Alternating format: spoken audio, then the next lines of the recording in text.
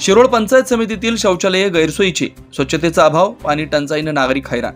शिरोळ पंचायत समिती अंतर्गत असलेल्या सार्वजनिक शौचालयांची दयनीय अवस्था नागरिकांसाठी मोठी डोकेदुखी ठरते। दारूच्या रिकाम्या बाटल्या, घाणीचं साम्राज्य आणि पाण्याच्या अभावामुळे ही शौचालय असून अडचण नसून खोळंबाची स्थिती निर्माण झाली आहे। गेल्या अनेक वर्षापासून ही शौचालये बंद अवस्थेत होती, मात्र काही महिन्यांपूर्वी नव्याने सुसज्ज शौचालय उभारण्यात आले। दुर्दैवाने स्वच्छता आणि देखभालीच्या अभावामुळे या सुविधांचा लाभ नागरिकांना मिळत नाही। विशेषतः महिलांसाठी ही परिस्थिती अत्यंत त्रासदायक ठरते।